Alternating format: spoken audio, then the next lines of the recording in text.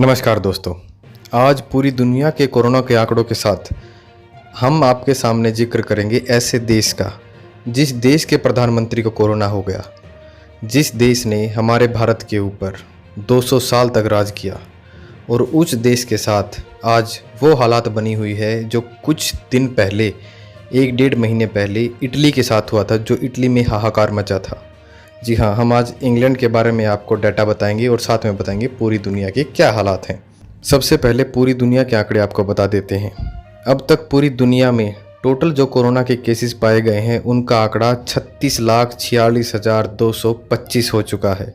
मरने वालों की संख्या 2,52,408 हो चुकी है और जो लोग इस महामारी से अपनी जान बचा के ठीक हो चुके हैं, अपने घर जा चुके हैं, उनकी संख्या आज 12 लाख के आंकड़े को पार करके 12,02,03 हो चुकी है।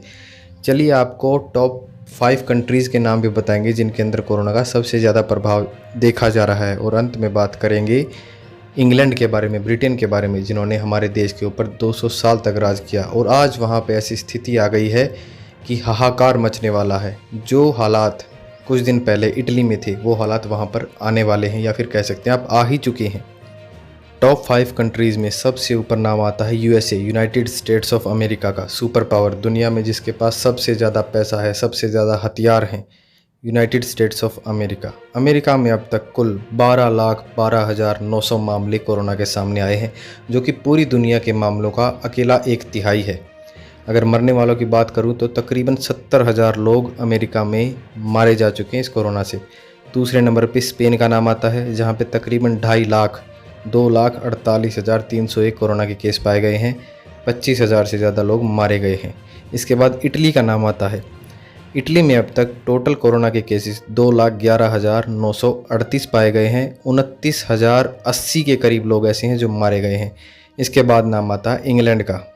अब देखिएगा फ़र्क इटली में और इंग्लैंड में क्या फ़र्क है। इंग्लैंड में यानी कि यूके में अब तक 1,90,584 कोरोना के केसेस पाए गए हैं और मरने वालों की संख्या 28,734 हो चुकी है। अब आप लिस्ट में डिफरेंस देख सकते हैं।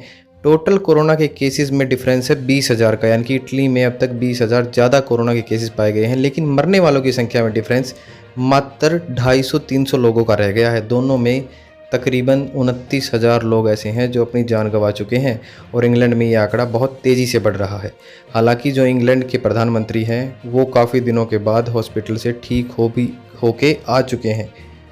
इसके बाद नाम आता है फ्रांस का। फ्रांस में अब तक टोटल 1,69,462 केसेस पाए गए हैं कोरोना के। 25,201 लोग अपनी जान गंवा चुके हैं। फिर जर्मनी का नाम आता है। तो आप जैसा लिस्ट में देख रहे हैं, अमेरिका में सबसे ज़्यादा प्रकोप है। उसके बाद नाम आता है पूरे यूरोप का। यूरोप तो कहा जा सकता है कि सेंटर बना हुआ है पूरी दुनिया का।